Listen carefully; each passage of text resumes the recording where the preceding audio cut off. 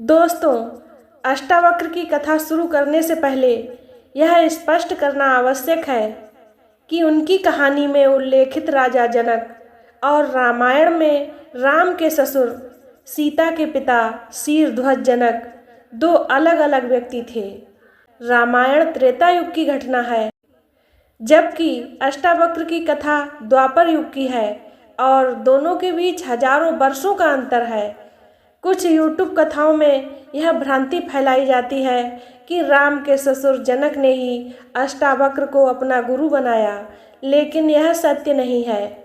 जनक मिथिला के राजाओं की एक पारंपरिक उपाधि थी जो कई पीढ़ियों तक चली। अष्टावक्र की कहानी में राजा जनक, जो द्वापर युग के थे, वो उनकी बौद्धिक और आध्यात्मिक श्रेष्ठता से प्रभावित होकर उनके शिष्य बने और अष्टावक्र गीता में उनके साथ आत्मज्ञान पर संवाद किया। और साथ ही अष्टावक्र का विवाह बदान्या ऋषि की पुत्री सुप्रभा से हुआ था, न कि जनक की किसी पुत्री से। दोस्तों, यह स्पष्टीकरण कथा को प्रमाणित करता है और भ्रांतियों को दूर करता है, जिससे अष्टावक्र की प्रेरक यात्रा उनके जन्म, शास्त्रार्थ, विवाह और आत्मज्ञान तक और अधिक जीवंत और विश्वसनीय लगती है। नमस्कार दोस्तों, स्वागत है आपका हमारी इस वीडियो में। आज हम सुनेंगे अष्टावक्र की कथा, उनकी बुद्धि, साहस और आत्मज्ञान की एक प्रेरक यात्रा। दोस्तों, अष्टावक्र का जन्म एक असाधारण परिस्थिति में हुआ। उनके पिता कहोड़ महान ऋषि उद्दालक के शिष्य थे, जिन्होंने अपनी विद्वता से प्रभावित होकर अपनी पुत्री सुजाता का विवाह कहोड़ से कर दिया। सुजाता एक विदुषी और धर्मनिष्ठ स्त्री थी, जो अपने पति के साथ वेदों की चर्चा में रुचि रखती थी। एक दिन जब सुजाता गर्भवती थी, कहोड़ आश्रम में वेदों का पाठ कर रहे थे। उसी समय गर्भ में पल रहे अष्टावक्र, जो जन्म से पहले ही वेदों के ज्ञान से परिपूर्ण थे, उन्होंने अपने पिता के गलत उच्चारण को सुना। उसी समय गर्भ से उनकी मधुर आवाज गूंजी, पिताजी, आपका उच्चारण अशुद्ध है। वेदों का पाठ शुद्धता और स्पष्टता के साथ होना चाहिए। यह सुनकर कहोड़ को क्रोध आया। उन्हें लगा कि उनका अजन्मा पुत्र उनका अपमान कर रहा है। क्रोध में आकर उन्होंने श्राप दे दिया, तू गर्भ से ही मेरा अपमान करता है, इसीलिए तेरा शरीर जन्म से 8 स्थानों पर टेढ़ा मेढ़ा होगा। इस श्राप के कारण अष्टावक्र का जन्म 8 स्थानों पर टेढ़े शरीर के साथ हुआ, जिसके कारण उनका नाम अष्टावक्र पड़ा। दोस्तों, इस घटना में कहोड़ का अहंकार और क्रोध स्पष्ट होता है, जो अष्टावक्र के जीवन की प्रारंभिक चुनौती बना। अष्टावक्र के जन्म के समय उनके पिता कहोड़ राजा जनक के दरबार में पंडित बंदी से शास्त्रार्थ में हार गए थे। हार की सजा के रूप में उन्हें जल में डुबो दिया गया। इस कारण अष्टावक्र अपने नाना उद्दालक के आश्रम में पले बढ़े। उद्दालक एक महान ऋषि थे और उनके पुत्र श्वेतकेतु अष्टावक्र के मामा थे। अष्टावक्र ऋषि उद्दालक को अपना पिता और श्वेतकेतु को अपना भाई मानते थे। उद्दालक ने उन्हें वेद, उपनिषद, न्याय और मीमांसा का गहन ज्ञान दिया। 12 वर्ष की आयु तक अष्टावक्र इतने विद्वान हो गए कि वे अपने गुरु को भी आश्चर्यचकित करने लगे। एक दिन जब अष्टावक्र उद्दालक की गोद में बैठे थे, तब श्वेतकेतु ने उन्हें खींचकर कहा, यह मेरे पिता की गोद है, तू यहाँ क्यों बैठा है? यह सुनकर अष्टावक्र को गहरा आघात लगा। उन्होंने अपनी माता सुजाता से पूछा, माँ, मेरे असली पिता कौन हैं? सुजाता ने रोते हुए बताया, तुम्हारे पिता कहोड़ एक महान विद्वान थे, लेकिन वे पंडित बंदी से शास्त्रार्थ में हार गए और जल में डुबो दिए गए। इस बातचीत ने अष्टावक्र के मन में अपने पिता को मुक्त कराने का दृढ़ संकल्प लिया। सुजाता ने उन्हें प्रेरित किया, उन्होंने कहा, पुत्र, तुम्हारी बुद्धि तुम्हारा सबसे बड़ा हथियार है। तुम मिथिला जाओ और अपने पिता को वापस ले आओ। दोस्तों, इस संवाद में सुजाता की भावनात्मक गहराई और अष्टावक्र का संकल्प उभर कर सामने आया। अष्टावक्र अपने मामा श्वेत केतु के साथ मिथिला के राजा जनक के यज्ञशाला में पंडित बंदी से शास्त्रार्थ करने के लिए निकले। उनके टेढ़े शरीर और अल्पायु को देखकर यज्ञशाला के द्वारपालों ने उन्हें रोक लिया। एक द्वारपाल ने हंसते हुए कहा, बालक, यह सभा केवल वृद्ध और विद्वान ब्राह्मणों के लिए है। तुम यहाँ क्या करोगे? अष्टावक्र ने शांत लेकिन दृढ़ स्वर में जवाब दिया, द्वारपाल, विद्वता उम्र या शरीर से नहीं होती, ज्ञान से मापी जाती है। मैं तुम्हारे पंडित को शास्त्रार्थ में हराने आया हूँ। मेरी बुद्धि का परिचय तब मिलेगा जब मैं उन्हें परास्त कर दूंगा। उनकी वाक्पटुता और आत्मविश्वास से प्रभावित होकर द्वारपालों ने उन्हें अंदर जाने की अनुमति दी। दोस्तों, इस बातचीत में अष्टावक्र की तीक्ष्ण बुद्धि और साहस स्पष्ट रूप से झलकता है, जो उनकी शारीरिक अक्षमता को नज़रअंदाज करने की उनकी क्षमता को दर्शाता है। यज्ञशाला में प्रवेश करते ही अष्टावक्र का सामना राजा जनक और उनकी सभा में उपस्थित विद्वानों से हुआ। उनके टेढ़े मेढ़े शरीर को देखकर सभा में हंसी की लहर दौड़ गई। अष्टावक्र भी उन्हें देखकर हंसने लगे। ये देखकर राजा जनक ने कहा कि इनका हंसना तो मेरी समझ में आता है, पर तुम किस लिए हंस रहे हो? तो अष्टावक्र ने कहा, मैं इसलिए हंस रहा हूँ क्योंकि इस सभा में चमड़े के पारखी बैठे हैं, जो मेरे शरीर को देखकर मेरी बुद्धि का आकलन कर रहे हैं। सभा में सन्नाटा छा गया। राजा जनक ने शांत स्वर में पूछा, बालक, तुम्हारा अभिप्राय क्या है? अष्टावक्र ने जवाब दिया, महाराज, सच्चा ज्ञान बाहरी रूप में नहीं बल्कि आत्मा और बुद्धि में होता है। मैं पंडित बंदी को शास्त्रार्थ में ललकारने आया हूँ। उनकी निर्भीकता और बुद्धिमत्ता से प्रभावित होकर जनक ने शास्त्रार्थ की अनुमति दी। पंडित बंदी, जो वरुण देव के पुत्र थे, उन्होंने अष्टावक्र को देखकर हल्के में लिया और कहा, एक सूर्य सारे संसार को प्रकाशित करता है। इंद्र एकमात्र वीर है और यमराज भी एक ही है। अष्टावक्र ने तुरंत जवाब दिया, इंद्र और अग्नि दो देवता हैं, नारद और पर्वत दो देवर्षि हैं और रथ के दो पहिए होते हैं। दोनों ने 1 से 12 तक की संख्याओं पर आशु काव्य में शास्त्रार्थ किया। जब 13 की बारी आई तो बंदी केवल आधा छंद रच पाए, जबकि अष्टावक्र ने पूर्ण छंद रचा।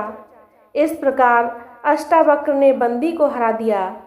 बंदी ने अपनी हार स्वीकार की और बताया कि वे वरुण के पुत्र हैं, जिन्हें यज्ञ के लिए विद्वानों को एकत्र करने का आदेश था।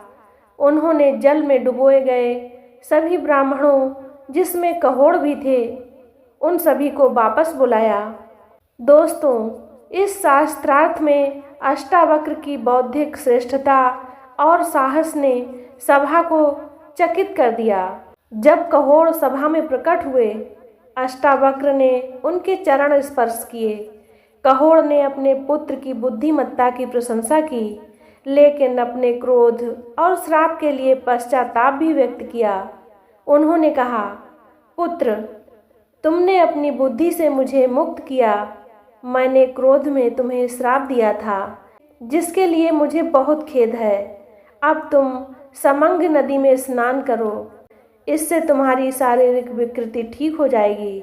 अष्टावक्र ने पिता की आज्ञा मानी और समंग नदी में स्नान किया, जिससे उनका शरीर पूर्ण रूप से स्वस्थ और सुंदर हो गया।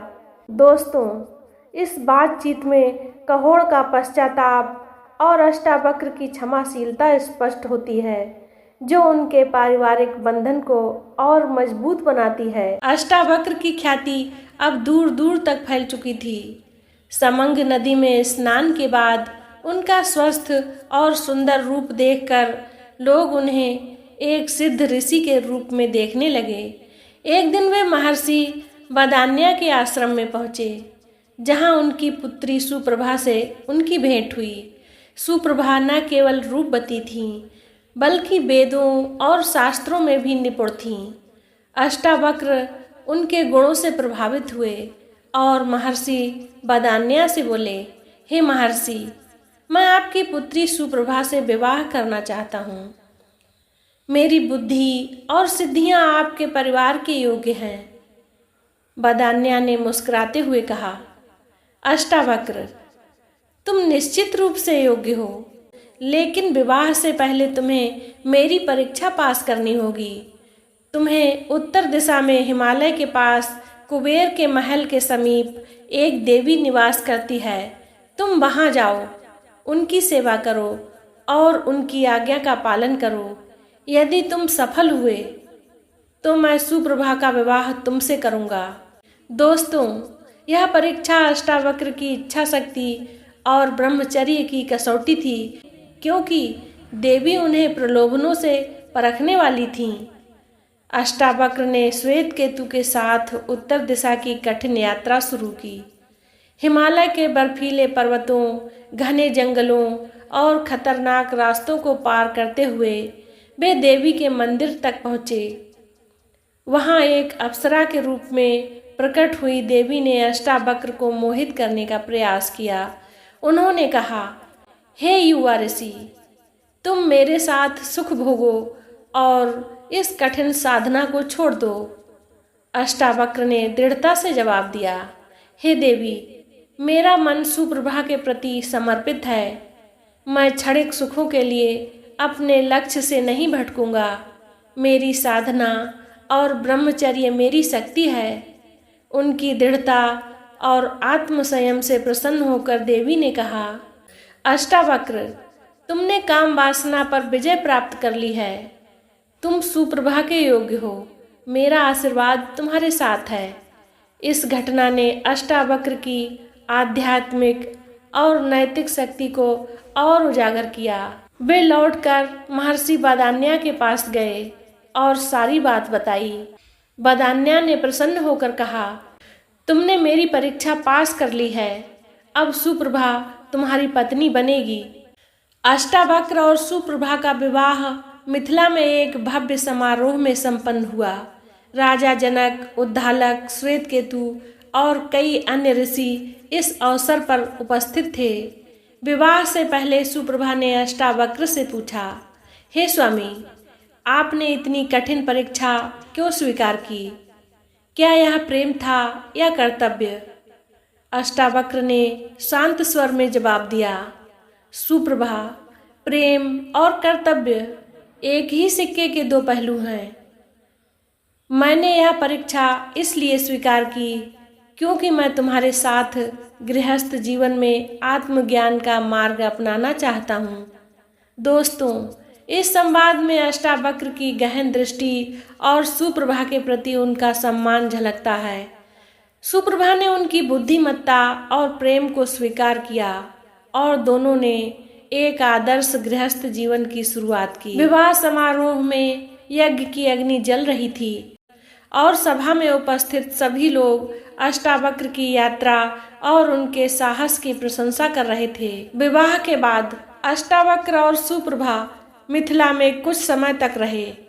सुप्रभा एक विदुषी थीं और अष्टावक्र के आध्यात्मिक कार्यों में उनकी सहायिका बनी। एक दिन सुप्रभा ने उनसे पूछा, स्वामी, आपने अष्टावक्र गीता में आत्मा और परमात्मा की एकता की बात कही है। क्या गृहस्थ जीवन में यह ज्ञान लागू हो सकता है? अष्टावक्र ने जवाब दिया, सुप्रभा, आत्मज्ञान केवल सन्यासियों के लिए नहीं है। गृहस्थ जीवन में कर्तव्यों का पालन करते हुए भी मन को संसार की माया से मुक्त रखा जा सकता है। प्रेम, कर्तव्य और ज्ञान का संतुलन ही सच्चा जीवन है। दोस्तों, इस बातचीत में अष्टावक्र का अद्वैत वेदांत का दर्शन और गृहस्थ जीवन के प्रति उनकी व्यवहारिक दृष्टि स्पष्ट होती है। सुप्रभा ने उनके दर्शन को अपने जीवन में अपनाया और उनके साथ मिलकर एक आदर्श गृहस्थ जीवन जिया।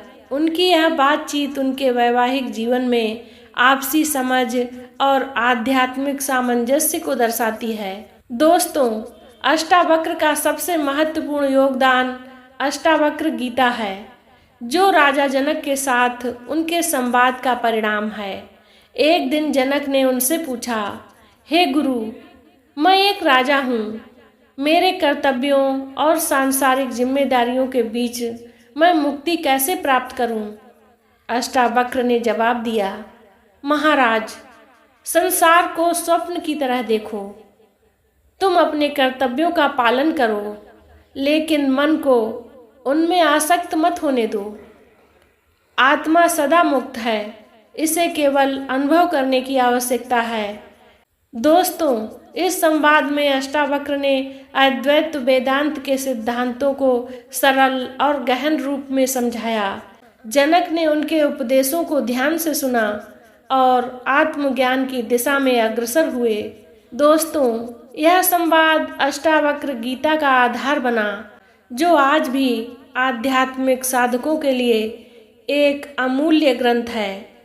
इस बातचीत में अष्टावक्र की गुरु के रूप में भूमिका और उनकी बौद्धिक गहराई स्पष्ट होती है। दोस्तों, कुछ कथाओं के अनुसार अष्टावक्र ने अपने सिद्ध ज्ञान और शक्तियों से भागीरथी की सहायता की, जो बाद में गंगा को धरती पर लाने में महत्वपूर्ण भूमिका निभाने वाले राजा बने।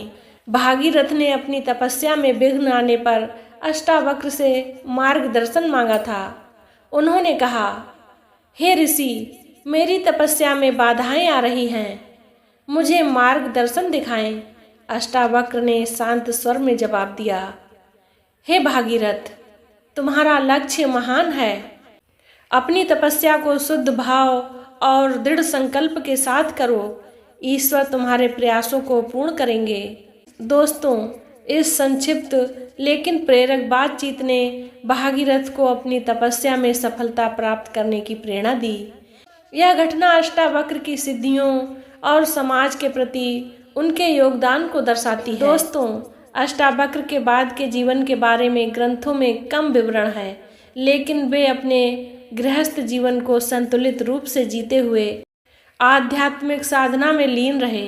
उन्होंने अपने शिष्यों और समाज को आत्मज्ञान का मार्ग दिखाया। उनकी मृत्यु का कोई स्पष्ट उल्लेख नहीं है, जो भारतीय परंपरा में आम है, क्योंकि महान ऋषियों की विरासत उनकी शिक्षाओं में जीवंत बनी रहती है। अष्टावक्र गीता उनकी सबसे बड़ी देन है, जो अद्वैत वेदांत का एक प्रमुख ग्रंथ है। उनकी कथा शारीरिक अक्षमता, सामाजिक उपहास और कठिनाइयों पर विजय की कहानी है, जो हमें सिखाती है कि सच्चा ज्ञान और आत्मविश्वास किसी भी बाधा को पार कर सकता है। दोस्तों, अष्टावक्र की कथा उनकी बुद्धि, साहस और आत्मज्ञान की एक प्रेरक यात्रा है।